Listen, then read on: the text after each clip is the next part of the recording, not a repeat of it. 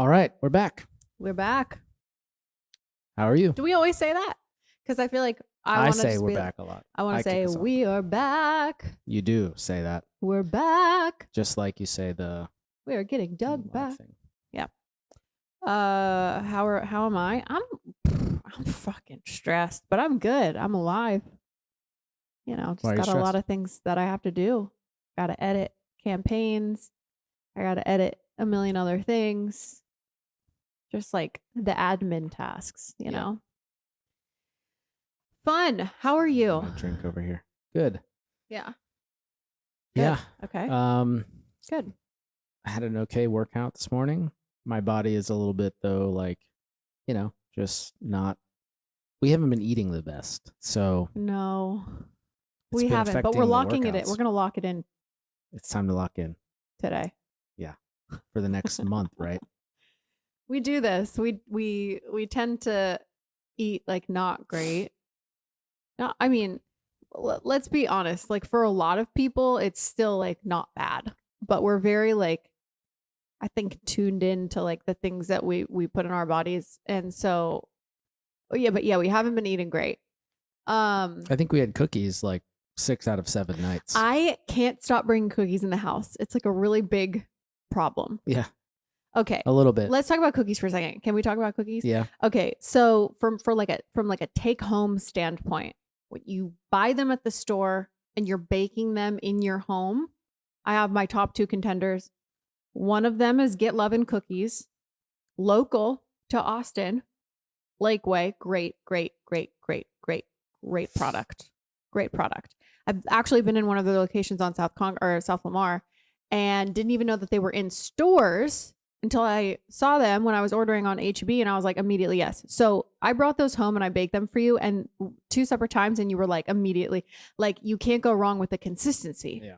They're so good. They're like not like hard, but like a little crunchy on the edge, and then the inside is just exactly what you want your chocolate chip cookie to be. Yeah. And then the other one is Hot Take Dough. Fabulous. I mean, Good name.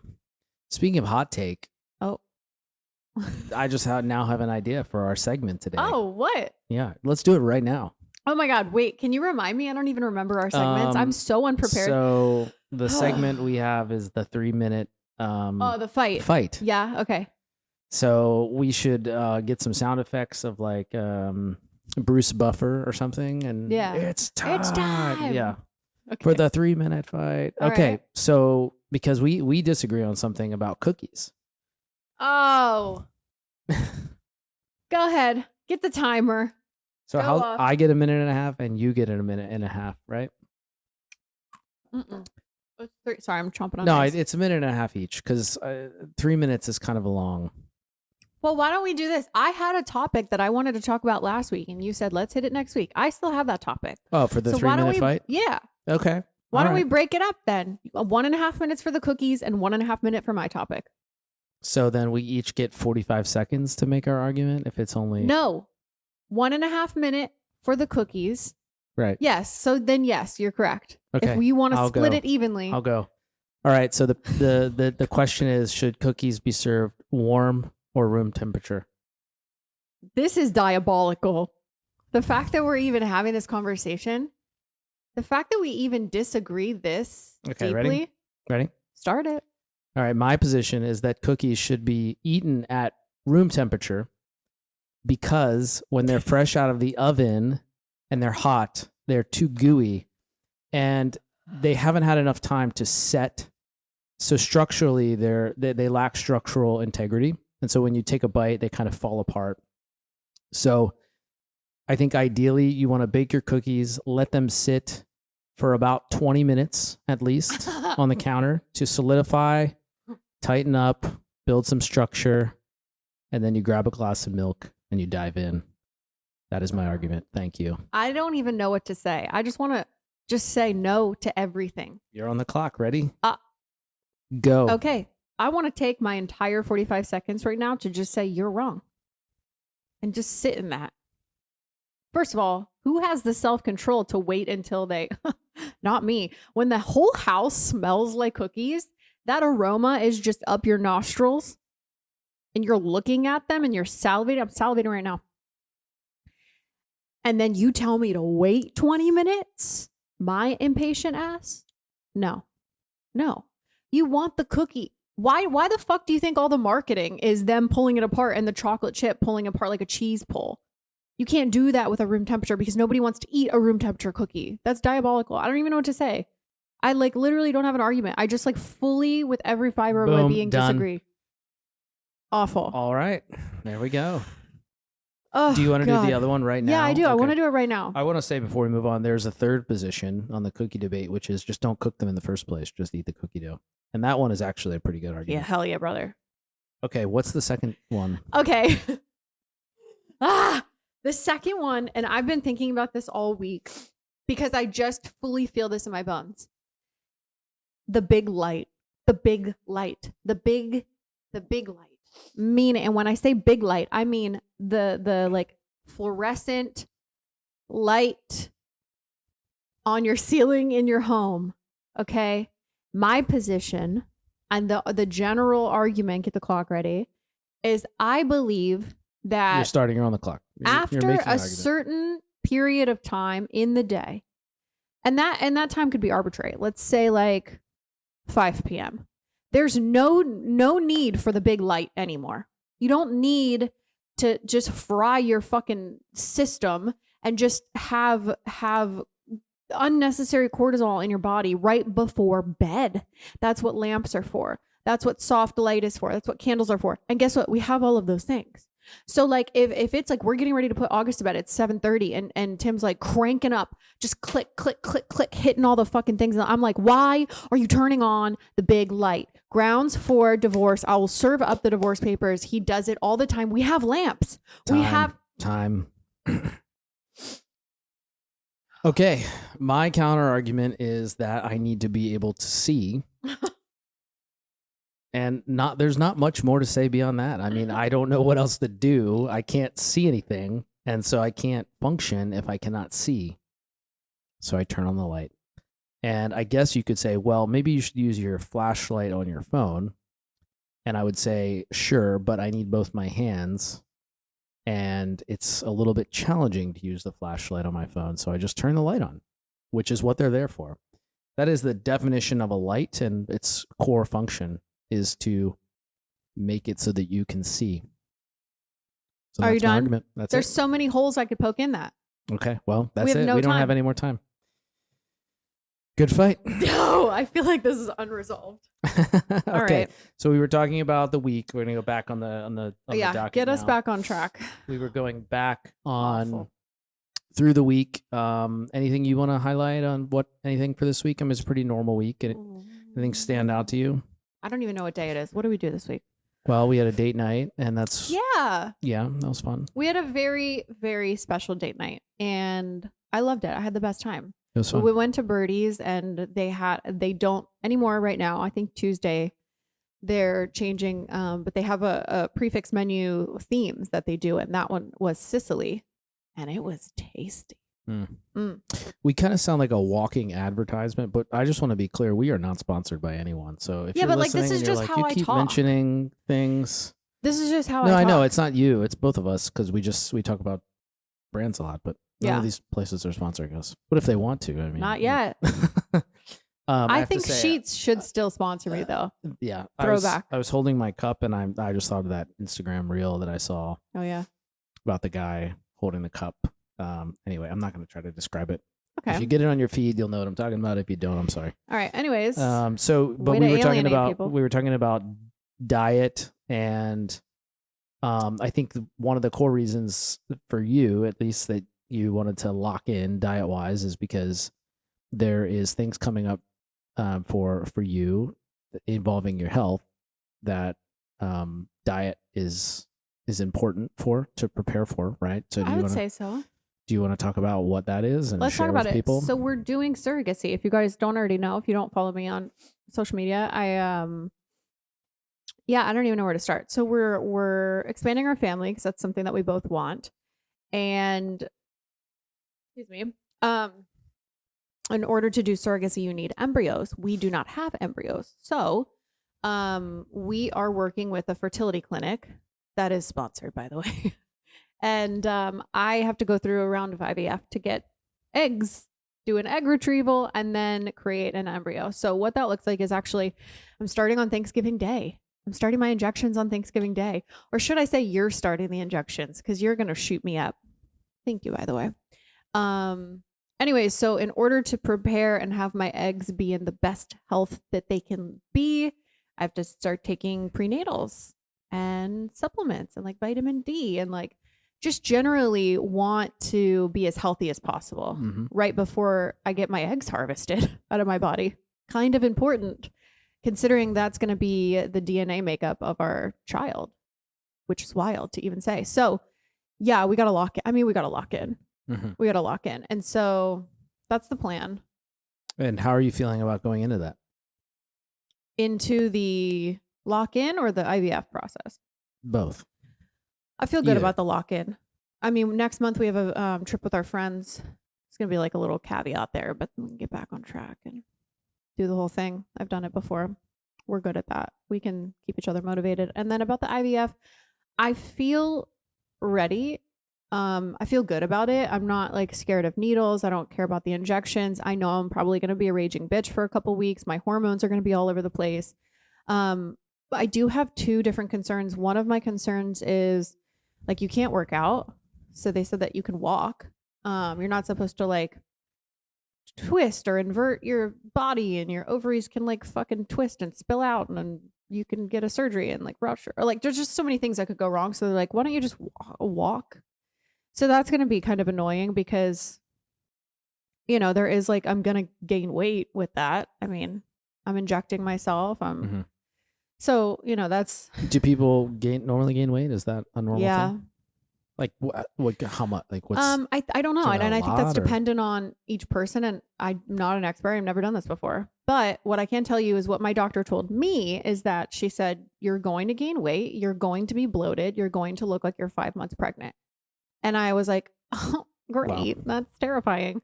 Because I was also telling her one of my second concerns, which is, I think it's called OHSS. It's like over, I don't even remember, but it's like you're shooting your eggs up, right? You're shooting your eggs up. Listen to me. I don't even know what I'm fucking saying.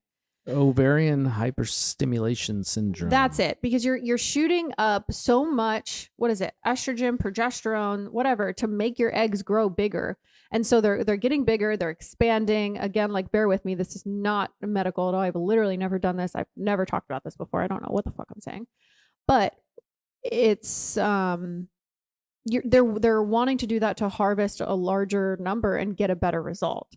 And so when that happens is you can have your ovary essentially like get very close to rupturing, which would mean that you would have to go in for an emergency surgery.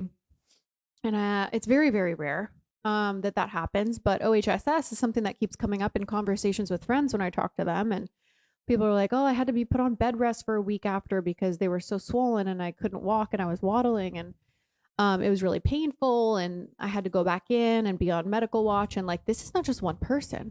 There's like 3 different people telling me this. And I'm like, what the fuck is going on? So I was voicing my concerns to my doctor.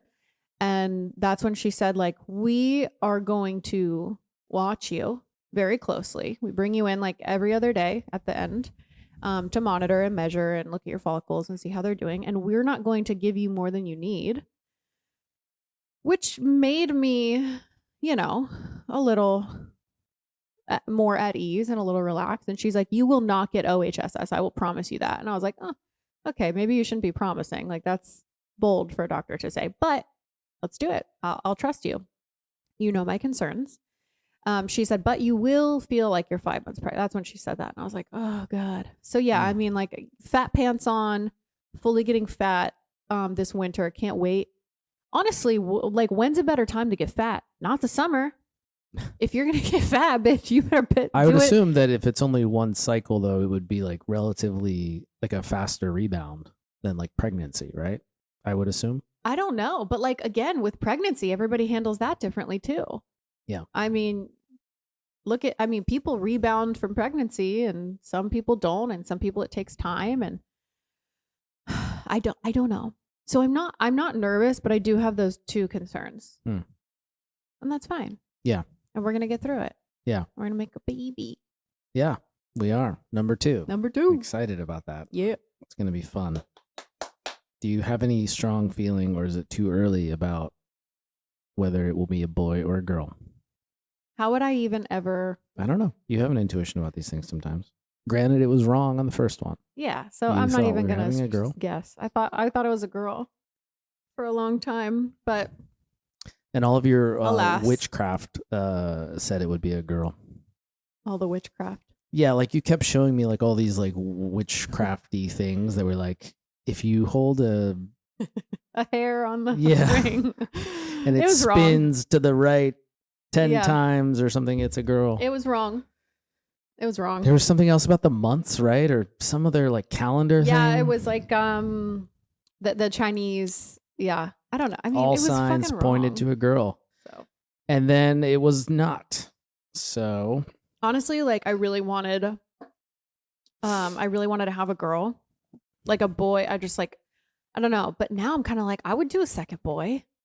Like I would love to be a you know what you're signing up for. I would love to be a girl mom. I think that but I think I'm killing it as a boy mom.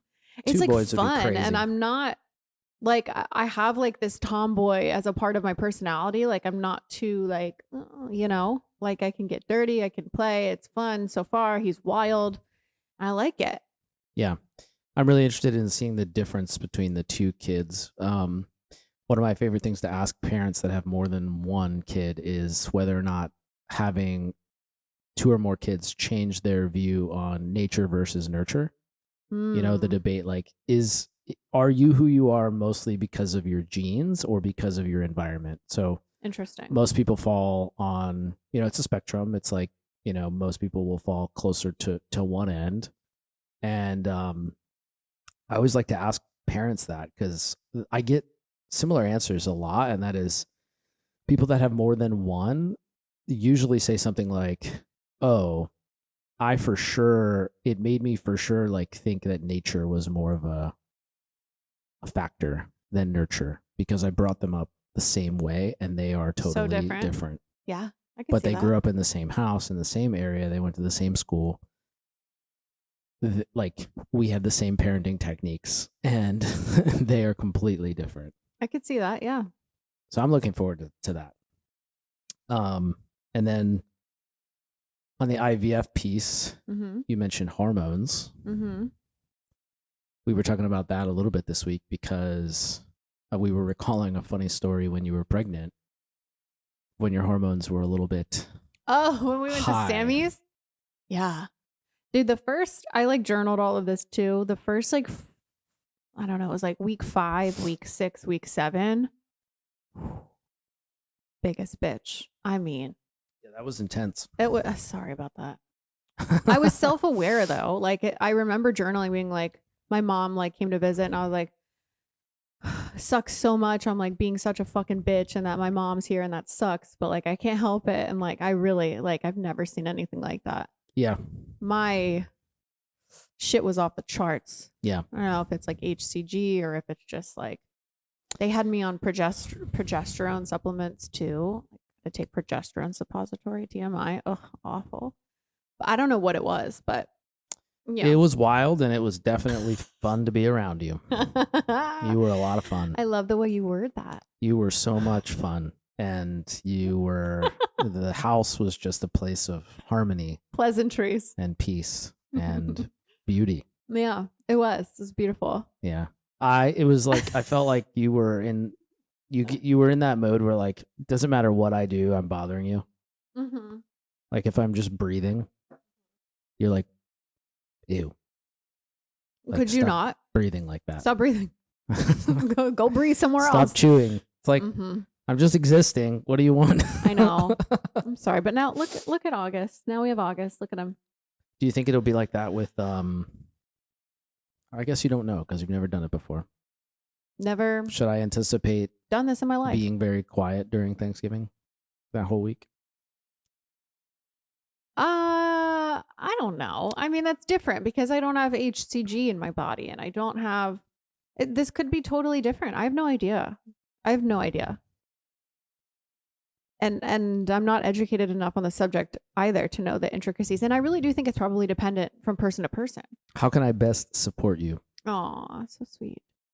I have no idea. Okay. I'll tell you. Just get out of the way. Just get no. Go sleep I'll tell in a you. different room. I'm good at telling you what I need. Yeah. When I need it. Yeah. Well, yes. When you're in a mode like that, though, you're not. I know, but I don't know. I don't know, Tim. I have no fucking. How am I supposed to answer that? It's like something I've never done before. So we'll see. But well, thank you for asking how you can offer to help. I'll let you know. You have ways that you like when you're, when you're not super hormonally charged, though, things you do that you know, around the house or like things you do with me to like help create more harmony, right? Mm-hmm. Is there anything there, do you think, that I could do for you? Like I notice you do a lot of things around the house, especially lately. I've noticed Thank you. that you have done that are like really nice. Thanks. So yeah, is there anything there? Or what let me ask this. What in the last like few weeks I've noticed you've taken like you've like intentionally been doing things that like make the house feel really nice. Mm-hmm. Like you make the bed a certain way, or you cook a really good dinner. Mm-hmm. Or you clean something that needs to be clean. You just like you do some kind of service or something. Mm-hmm. And I'm an acts of service some guy. kind of service. Well, I'm an acts of service guy, so I like really notice and appreciate it, and I'm like, oh, that's really nice of her. Like, man. Thanks. Why lately? What changed? Or because like this is like, I would say this is like a last like 3 to 4 weeks kind of thing. Not that you never did this before. There's feel like clearly an uptick lately. Something's shifting. Something's happening here. Okay, Something's let's going talk about on. What is happening under the hood? And I don't know why. I can make several educated guesses, but I don't know like this is for sure why. I can tell you that there's like a myriad of different things. One is I had a little bit more of like a lightened workload. So I have extra time. So if I have extra time, I'll just sit there on my ass feeling like a lazy piece of shit. You work hard, and I'm like, I appreciate that. Let's do something. Your love language is acts of service. Mine is not anywhere near of the sort. Okay. So I was like, yeah, maybe that's, I have a little bit more time. I want to show you that I appreciate you. That's always nice to feel appreciated. Another reason is I've definitely curated my algorithm differently in the past, like I would say like 2 months. TikTok, Instagram, both. Okay. And I was on this one girl's video, and it was like very like fucking Betty homemaker. Not anything that if you guys know me, okay, I'm like I shove my clothes into my drawers. Okay. I don't know how to like tell people. I'm not organized.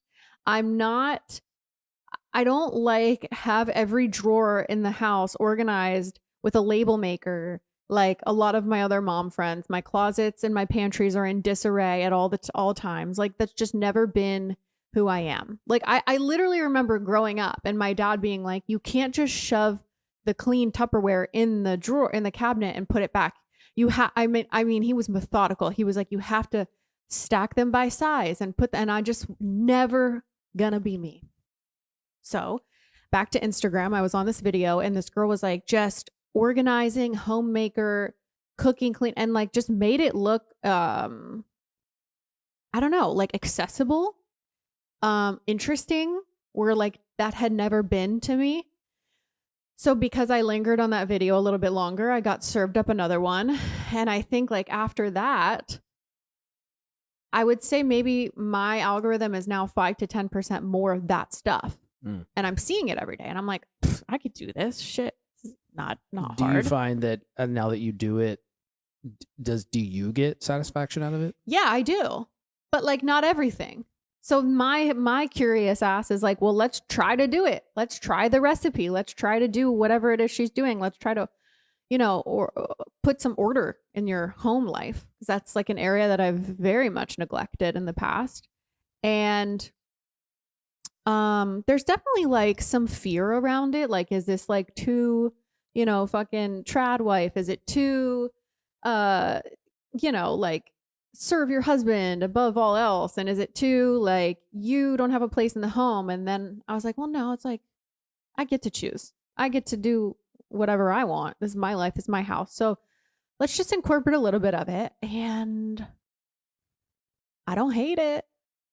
I mean, I don't hate it. And also, I think it's simultaneously coinciding with this fact of like, I was just talking to my subscribers about this morning, and I was like listing specific instances, which I won't do here. But the generalized concept is, as August is getting older, I've been turning down a lot of things. Yeah. I've been saying no to a lot of events that I would have gone to, like even 6 months ago. Because 6 months ago, like I'm out at events a couple times a week because he's just, I don't know. Now he's like with it. Now the kid is like with it, And so I think it's also, like I was saying, coinciding with that of like, I want to be home more. I want to make home more of like a peaceful sanctuary place that makes my nervous system feel at ease, And before, and even before August, I was living for events. I was living for the happy hours. I was at dinner every night with a different friend, right? I was a social butterfly dancing around. And now I'm like, God, I don't want to miss this. It's a different thing. I never thought I was going to be like this because I thought that if I was going to be like this, I would lose my ambition. I would lose my drive. I would lose my like go-getter, multiple business owner mentality. And if I like chose the home, it was very binary. It was like, you get this and you can't have this. But now I'm like, I get to do whatever I want and both things can exist. Am I ranting? Sorry. No. I just, great. I feel very strongly about this because I feel like we've all, as women, been told that like, you can't have both things. And like, that's so wrong. Like, I'm here to say you can have both of those things. And it can be 95.5%. It could be 60-40. You can literally make it whatever you want to make it. But like the fact that there's been just so much propaganda to just think that like you being at home and cooking your family a meal means that you are subservient, like get the fuck out of here. What are you talking about? What do you mean? And like, I think that's, I don't know. It's just so fucked up. Yeah. Because it's just like, there's these preconceived notions. Like even me just saying out loud, like the things that I just said, I know people are going to watch it and be like, I don't get it. Unsubscribe, turning off, not ever listening to the podcast again. But like, I don't know how much more clear and obvious I can make it that like, it's just so gray. It's such a gray area and it's so nuanced with everything else. And it's like, I don't want to miss this time, bottom line. I really have to be picky and particular about what I'm saying yes to now. And prioritizing my family makes me the bad guy. And if you think that, then like get the hell out of here. I don't know. Yeah. I think it's a beautiful thing because it's of course you do. You're like, I'm getting my dinners made and my bed's made and like all the other things. But I mean on a much deeper level. Yeah. Because I mean, clearly we've been together for over a decade and you really weren't like that for a long time. I was still with you. So clearly that's not like the, like we can thrive without it. Yeah. Like we don't need it because although I would argue now that we're parents, it's different for sure. Explain. Well, we have another human being to take care of and to bring up into this world. And I think before you have children, it's very easy to neglect that stuff. And you have two people living together and you can build a life together. But it's nice to have the home, be a nice place where you can connect. I'm not saying it's not, but it's less once you introduce other people like children to it, then it is, I think, much more important. And I think it's not, and I mean it on a deeper level. Like, I just think, like, what is more beautiful than making your family, like, making a space for your family to feel safe, to build memories, Mm-hmm. to um, love each other? Like, that is more important than anything. Yeah. And when did it become that, like, having a job was more important than that? You know, Yeah, I get somewhere around the 60s, 70s. there's a lot of reasons, and I understand. I think, look, if you want to, if that's just who you are, you love to go work. Like, fine, I'm not trying to change you Mm-hmm. or tell you that you have to live differently. But like, if if you feel like the home is the place where you can add the most value to your family, and like, do it. You know, I think the underlying thing here is, does the family come first or do you come first? And I think my perspective on this is clear. The family comes first. Heard. So whatever you have to do to make the family be successful, and Are you talking to a woman right now? Or are you talking to a but no, man? men and women. Okay. Yeah, whatever you have to do, because for men, I think I've talked about before, like, you know, I view my job is to provide. Yeah, that's what I was asking, because I know you have different takes based on each role in the I home don't based think on necessarily that I want to be clear. I'm not saying it must be the man providing, it must be the woman making the home. yes. I think that in general, regardless of the, like, mom or dad, someone generally has to play that role. Yeah. Like, someone does have to make money. Mm-hmm. You both can make money. Someone or both of you do need to help around the house. So I'm not saying it's all the woman's job, it's all the man's job. Right. But I'm saying, if that's who, if in your gut you feel like, man, like, this is what this, I love this, like, Mm-hmm. I like doing this, then I think it's very, very sad that culturally we have a different narrative sometimes, which is, well, you're like less than, Right. But because also, you're staying home, you don't have a job. Now, I get there's economic pressures. that's what I was going to say. It's very hard today for a single, like, one person in the household to go out and earn and to make that work. Right. That's what I was That going to is say. Is challenging. not a lot of people can say, like, oh, well, my husband goes off and provides and I get to stay at home with the kids, because I know a lot of people that want to do that and they can't. Yeah. And But on the that's other very hand, sad. I know a lot Yeah. of people who have the ability to do that and they don't want to. They want to go work or And do that's- something part-time, which that's fine. is fine. Live your life. Yeah. Yeah, I think we agree. And like the whole thing is like, wherever you can provide the most value, do that. But also, like, in a way that, like, you're raising the next generation to feel some sense of like normalcy in a home and feel safe in a home and feel like their needs are met in a home, Mm-hmm. you know? Because a And we lot need of that. generations don't have that feeling of like, my needs were ever met at home. And now we have all these fucking problems because of it, because people have never made that safe environment, and you don't get to, voice your concerns, or nobody hears you, or everybody's screaming all the time and your cortisol levels are high and the big light is always on at night. I mean, the world is So- definitely chaotic, right? You need a place you can come home, you can come back to, that feels safe and Yeah, and I'm a fucking is vibe harmonious. curator. Let me curate that vibe.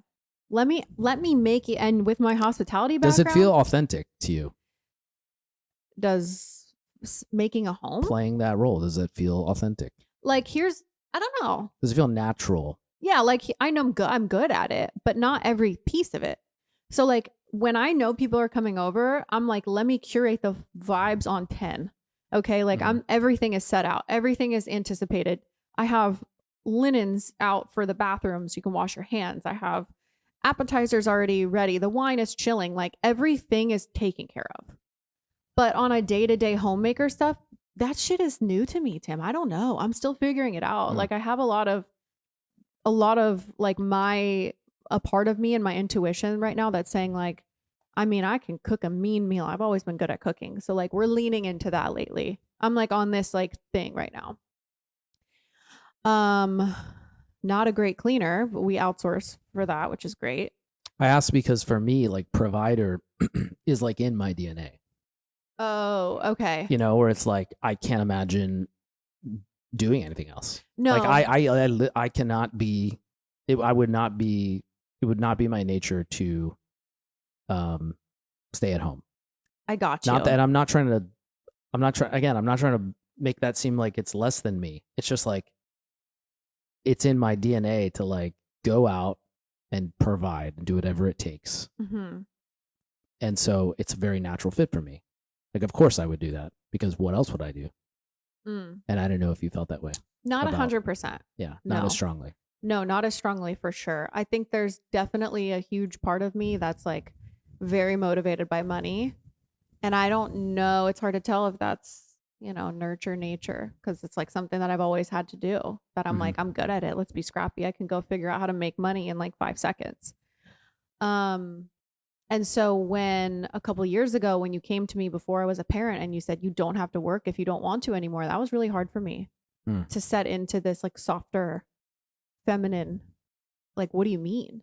Yeah. That took me, I mean, shit, I'm still figuring it out, but I struggled. Yeah. I struggled with that hard. So no, there's still definitely a part of me that's like, yes, I love being a mom, and I'm glad I'm a mom and everything that comes with it.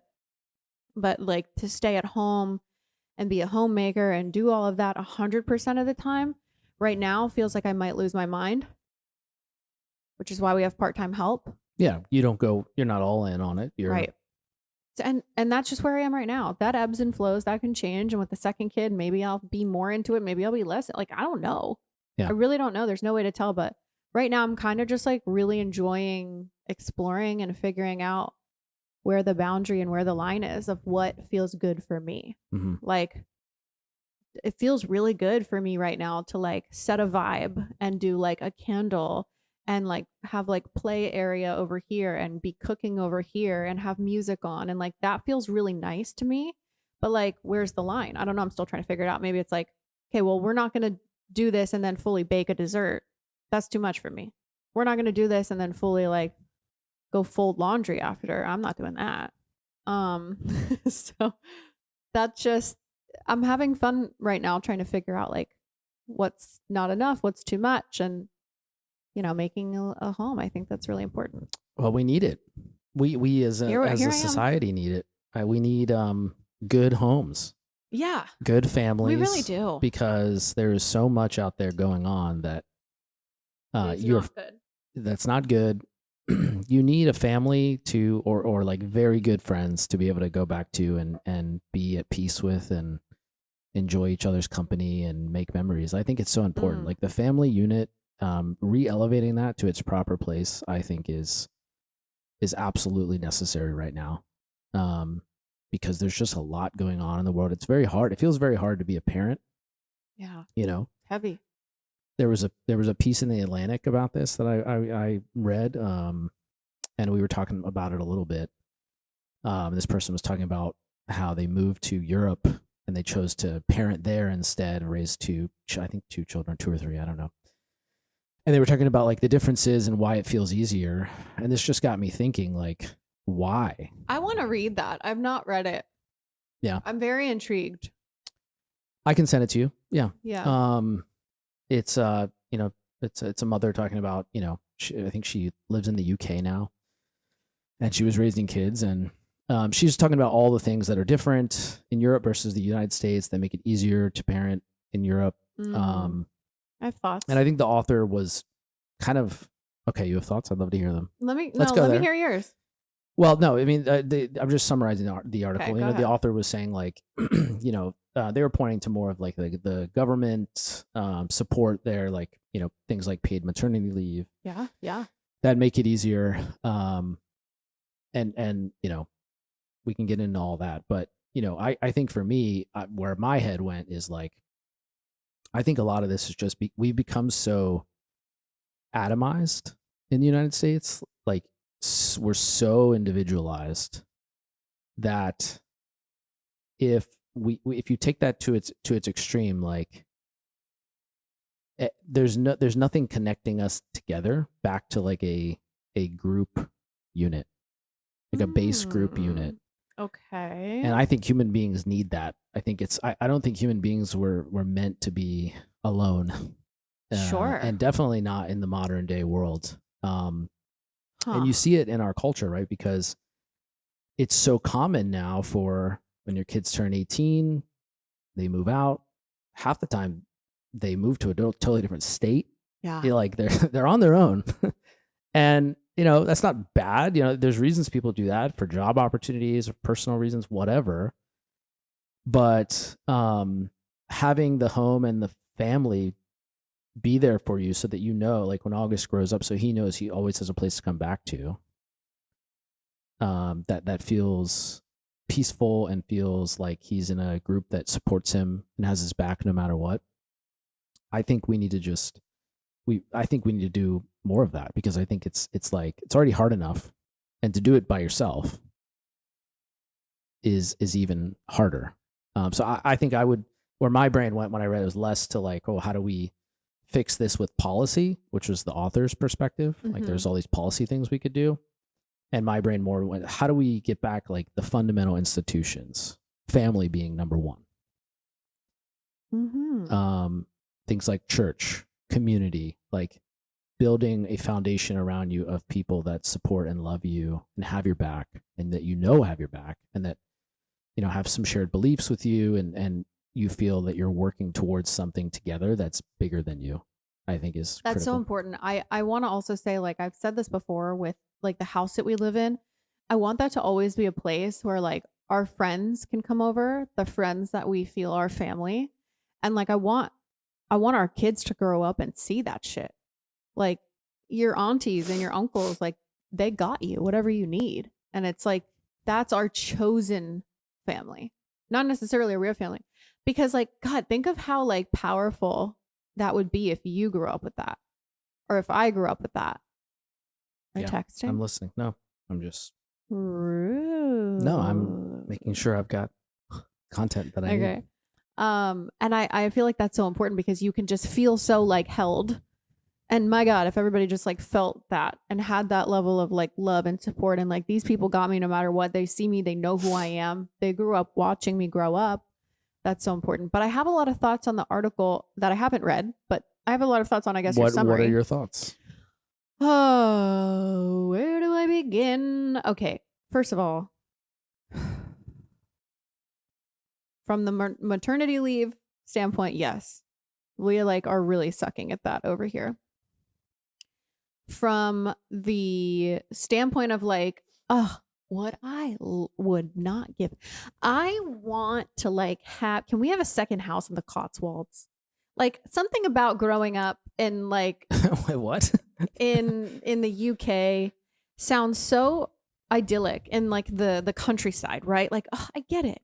You can let your kids run around. You don't have to worry about anything, blah blah. But also, they're gonna tax you to death.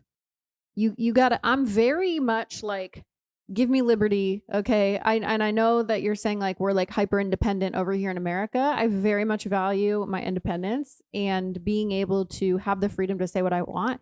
If I go to the UK, I won't be able to say whatever I want. I would literally be behind a jail cell because they'd be like, "Oh, we saw what you posted on Threads or something or whatever." Just the facts. This happens every day. Okay, I'm getting to I don't know the article. I would love to read it, but I have a lot of thoughts so far. You can have thoughts without reading the article. Like I know, but I want to have like substantive. I want to, fully educate myself before going there. So let's circle back. Okay. Yeah, no, we're doing a lot of things wrong in this country. So like a part of me thinks like, oh, that's sad that you felt that you had to leave, but like I get it. Because there's a lot of systems that are broken, especially for mothers. I mean, where do I begin? Right. But then I also am like, I don't know. I still value being able to like have that freedom, be independent.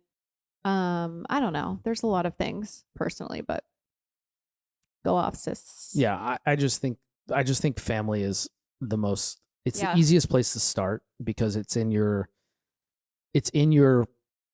span of influence. Like I cannot tomorrow go implement a nationwide policy to do X, right? And so if I'm asking myself, well, how do I create a better world within what's in my control? The answer is within the home, make this place be a shining example of what I want to see in the world. Yeah. So it's just like starting locally and like building that foundation strong enough so that like August grows up and knows family's got my back. Like dad and mom, they got me no matter Yeah. what. And How lucky he's going to be able to like see like a mom and dad in a healthy relationship. And, yeah, you know, Yeah. you come home every day and you come give me a hug and a kiss, and then you go say hi to him, and then you put your phones on the counter and you just play with him, and you're not on your phone. Like, that's admirable. yeah, That's a big flex. That's everything. Because like you said, when like I think you realize as a parent too, the time goes quick. Yeah. And you see it go fast, and then you realize like, man, once he's how old? There's a certain age where he's really not going to want much to do with us anymore. So you kind of look at it like you've got a really short time, and it flies by to really be there and to experience that, but also make sure he has a good experience. And so, yeah, I don't know all the answers, but I just think a good place to start is building a strong family, building a good home that's a foundation that they can rely on. And then going out from there. I think there's a bunch of other things, you know, like economics are another thing that I think that are a huge challenge for people, that make it hard for people in modern day to build a home. I mean, it's almost, I would say it's not impossible, but it's very hard to build a family on one income these days. Especially when you start from nothing. Yeah. 100%. And it's like, how do you even give advice to people like that they're just like, I'm literally trying. I'm saving everything. I'm scrounging. I'm eating ramen, and I'm trying to like just do this for my family, but I feel like I can't get out of this hole. Yeah. Like I feel for them, because like, you know, I was that, but without a kid. And I was fighting for my life with just me, and I can't even imagine like the level of strength that it takes to just do that, man. You just want to do the best for your kids when you become a parent. It's like the United States is not making it easy on people. Yeah. That's for sure. I don't know if I have advice. I mean, I would just say it's we've been there. And you know, live within your means and live humbly. But you have to focus on both sides of the ledger. Like you can't just focus on how can we save more? How can we save more? How can we save more? That is an important place to start. And there's a lot of you can go far just in there. Like what are your expenses that you absolutely don't need? How do you get that down to, you know, as little as possible?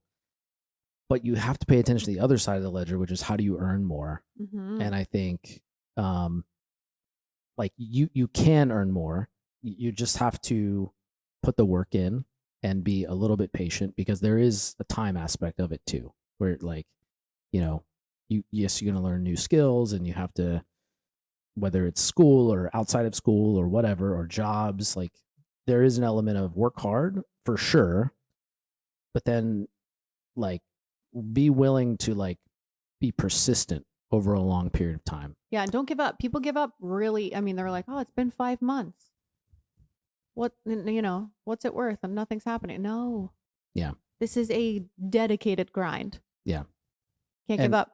And with the internet too, it's like I think that's now it makes it so that it's like more available. There's more options now more than ever. Definitely. Like there's so many ways you can make money on the internet. You can be creative with it. Like I think, you know, if you got nothing else, like just start making content. Like whatever your hobbies are, whatever you're interested in, like start making content around it. Maybe there's something there. But then again, it's gonna take. I mean, you know this better than anyone. It's gonna take years, right? Yeah, it's definitely a grind. Yeah. But I think like when I was 19 and I was on food stamps, what if the internet was like how it is now back then? Would I even have been on food stamps, or would I have been like, let me just be a content creator? Let me just put my shit online. You never know. People consume anything. So if you're like, I don't know, people don't want to hear me talk about that. Yes, they do. They fucking do. I didn't think the other day that people would want to hear my dumbass, you know, rants that I always do in my car, but it's like at 500,000 now. I mean, people care. people care. Have you heard of the Invest America Act? Invest America Act. Okay. Yeah, I know a little bit about it, but I don't know a ton. This is the one where like next year they give kids money when they're born to like invest or something. Yeah. This is pretty brilliant, cool. Brilliant. Yeah. Brilliant. And what's Tell us. Well, I'm looking it up because I want Okay. to make sure I'm factual here. Okay. When I read the article, then I was like thinking through, of course I go to economics a lot. So I was thinking like, I think part of the problem, I think the root of the issue of why it feels so hard to parent in America right now, I think the spiritual root is we no longer believe, or we're no longer as confident that our children are going to grow up in a better world than we did. That's sad. And when you don't believe that, you lose that hope and that optimism. I think it has a lot of ripple effects. And I would say that's like the American dream. That Okay, like wait a you could second, define the because American dream as Where are you getting that? Where are you getting that from? I don't know, I'm coming up with it. Do you really think that a lot of people think that the world is just going to hell in a handbasket for their kids? Because I know some people that still have hope. I'm not talking about everybody. I think by and Yeah. large, if you look in generations past, I think there was a little bit more of a belief that Things are getting better. things are getting better. My Yeah. children will live in a better world than I lived in. And therefore, I'm willing to, and this is why it's critical. Therefore, I'm willing to do the hard work now because I know I'm setting my children up for a prosperous future. When Yeah. you no longer believe that, We're doomed. then We're fucked. that conclusion isn't as logical because it's like, well, why do anything? What's the point? What's the point? It's all going to hell anyway. Yep. So why don't we just sit back and drink beer and Oh my watch it God. burn kind of thing. Obviously, I'm paying an extreme example, but I do Mhm. think less and less people feel that the country's on the right track, and there's plenty of like polls and stuff that I think data. I don't have it in front of me that support this. Yeah. Okay. But where was I going? Okay. So that's the point. So that anyway, I was thinking through. Okay, like what's causing this? I got on that, and I was thinking economics. And this is really cool. I think so many people do not know about this. It's kind of amazing. Yeah. Tell the people. Tell So them. the Invest America Act is a new law establishing a tax-advantaged investment account for every American child. It was signed into law on July 4th, 2025. Basically, what it does is if your child is born, let me see, I think it's for children born after January 1, 2026. Sorry. Start over. If your child was born. Yeah, in 2026 or after, a $1,000 seed investment will be made by the federal government into an account for every U.S. citizen child born between January 1, 2025. Okay, so they're going to backdate it a little bit. Wait. So if you had a kid in 2025, Yeah, then you starting are next eligible. year, Yeah, for a $1,000 seed. how do you get investment. it? I don't know. That's a good question. But so many people don't even know about this in This the is first brilliant. place. So if I guarantee you, if you're listening, you probably haven't heard about it. It's amazing that nobody knows about this.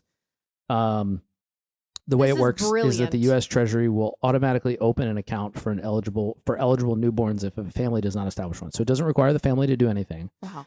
The government's going to do it on your behalf automatically. They're going to seed it with $1,000. And then, as I understand it, the way it works is family and friends can contribute to that. So as the child grows up, if family and friends want to contribute to the fund, they can. Tax free. Families and others can contribute up to $5,000 annually per child with contributions made after tax. So it's similar to an after tax, Sure. like 401k or retirement account. Okay.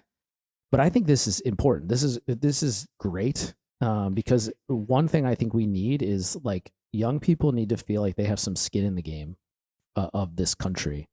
And as home ownership has declined among young people, and we've talked about that, less and less young people feel like they have a stake anymore in the country. Right.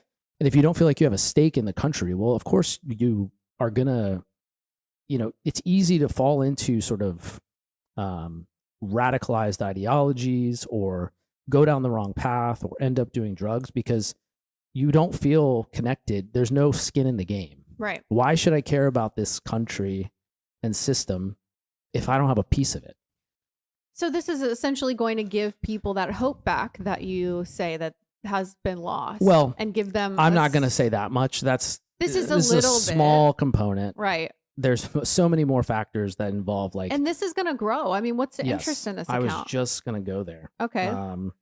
Yeah, well, because I think that's great to have some, I fully agree with you, by the way. I think to have like some type of ownership definitely will help people go in the right direction of having that hope again, having the hope for our country and for themselves and for their lives. Some hope, yeah. There's a lot of other little things hope, to do. sure. Yeah. I mean, the world's still burning, right? But like, this is a good young start people grow up for and a baby. They look at an account and they say, "Oh, why should I care about the stock market?" Well, it's because you now have a piece of it. You own a little bit. Put it in the S&P. And this is not financial advice. Put it in Bitcoin. This is not financial advice.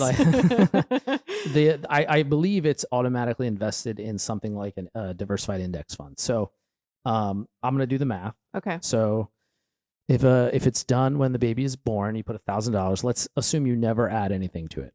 Okay. So just $1,000. Great.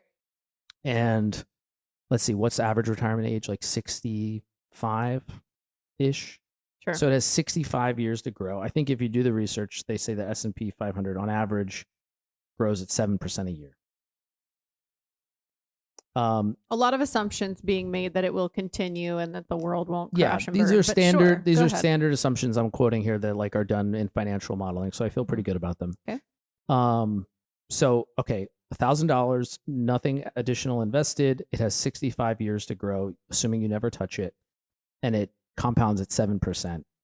That means that the final value, you would end up by the time you turn 65 with $81,000 for something you've never touched, didn't do jack shit to it. Yeah. So you're telling me, just to recap for the people, if you were born in 2025, this is going to be backdated starting in 2026. Every child is automatically going to get $1,000. The U.S. Treasury is going to put $1,000 into your child's bank account. If they do nothing, they don't touch it. Now you can contribute extra. You do nothing. You can. You get to age 65 at the average rate at the way that the S&P, it's 7%. A generalization here. You're going to have $81,000 by the time you're 65. Yes. All using very conservative assumptions. 7% is very conservative. So that's bottom line, baseline, nothing. Yeah. Let's just imagine, just for the sake of, you figured out how you could add 1,000 more per year. Wow. You go out there, do what you have to do. Paperboy. Do whatever it takes, because look at the difference it's going to make. Tell me. In this calculation. I'm on the edge of my seat. Okay. So if you start with a seed investment of 1,000, you find a way to add 1,000 more a year. You let it grow over 65 years at 7%. You now have $1.3 million. Insane. So I got to tell people about this. More people need to know about this. Share the episode. Share this clip. Do your own research as well. Share it with all your pregnant friends. Google it. You can find out and learn about it. I think I look, this is not the silver bullet. There's so many other issues and things we have to figure out. Cultural, sociological, spiritual. This is a small piece, but it does give me like a little bit of optimism to be able to think like, my son, now granted August was born before, but to be clear, he still we can still open an account for him. Sure. It just won't be seeded with the $1,000. Sure. But that's fine.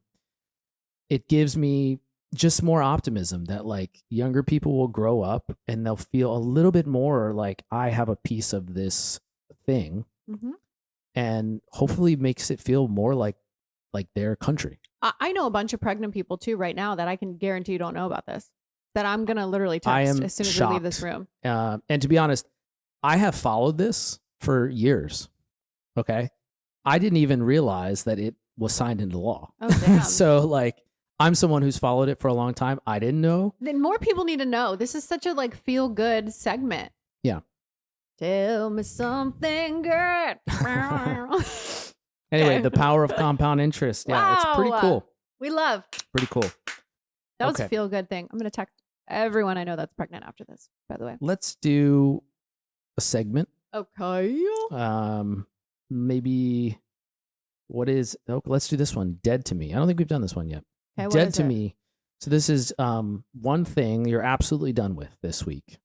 Could be a chore, a TikTok sound, a viral trend, something that I've done that's driving you crazy. What's dead to you? I don't know if this is something that you can just like spring on me. I need like some time to think about this. Okay. Do you have one off the top of the dome? I don't. Um I have one, but it's not appropriate to share on here. So, but it's the first thing that came to my mind, but I can't share it on here. Dead to me. I'll tell you later.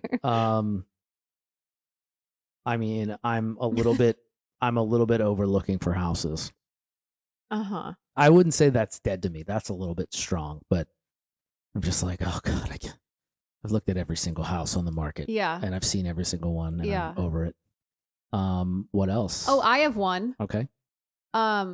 I think what's like dead to me, this is like kind of been dead to me, but with the whole like Tylenol autism thing this past week, what's dead to me is people like just like retweet when you don't fully know everything. I mean, like, it's just, I'm so annoyed. Or the general concept? No, the general concept of like, you don't even know what you're saying, whether it's one side or the other, whether it's like, oh my God, I'm going to take Tylenol and my son's going to get autism immediately. That's what people are out there like retweeting. And it's like, what the hell are you talking about? Yeah. What do you mean? Not even that's like wrong or right. I'm just saying like the general like ability to not think for your fucking self, dead to me. Immediately move on. It's so annoying. I really agree with this because one of my and let's see. Everybody's also learning what causal means this week, and I'm just like, what is going on? Like nobody's thinking for themselves. Nobody's doing anything. That's fine. It's fine. Can I go ahead? Off this? Sorry. No, this is great. I love this. Riff off it. Like we need to make it more acceptable in this modern day age to say I don't know. I don't know when enough someone about the asks subject. you something and you genuinely like don't know, just say that. Like the gut instinct to like pick a side. Oh, it must be like this is the side I align with, so it must be right. Just like say you don't know. It's fine. Like I actually really appreciate both in work and social context. If a subject comes up and someone looks at me and I ask them a question, they're like, I don't really know. And I'm like, I love that. Like you're honest, you're humble. And I say it all the time too. Like someone years ago asked me a question about a really contentious subject that I don't know anything about. And they were like, what's your opinion? And I was like, honestly, I don't know. I haven't looked at it myself. I've done like zero research. I don't know. And I just don't believe, I'm not just going to just like accept what everyone tells me at face value. Like I am skeptical. I want to understand what the information and details are before I make up my mind. I don't know is perfectly acceptable to say. Yeah. Retweet. Part. Or just like don't retweet. I don't know. Retweet it and say like, this is interesting, but I don't really know. You know what I mean? Like just to acknowledge the limit of your own like knowledge and understanding of something and just say that and then move on. Yeah. Or you can pick a side and not know anything about it, but just feel like you want to be a hard ass and then you're going to look like an idiot. Because people are going to be like, oh, you're actually wrong. You're wrong. Most of these things are very nuanced. That's the thing. It's it's like the sides tend to pick the most like non-nuanced takes because they're like very easy to contentious communicate. And when you get to a nuanced subject, it's not easy to communicate. You need long form. You can't capture it in a tweet. You need like an hour-long discussion. Yeah, but I'm just saying like you look stupid when you don't know about it and then you say something and it's actually wrong. You look dumb. Then your credibility goes to zero. And it only ever happens on the internet. I mean, it's happening in real life, but minimally speaking, comparatively to the internet. Yeah. Most people are just like, send, send, typing out shit that I don't know about, send.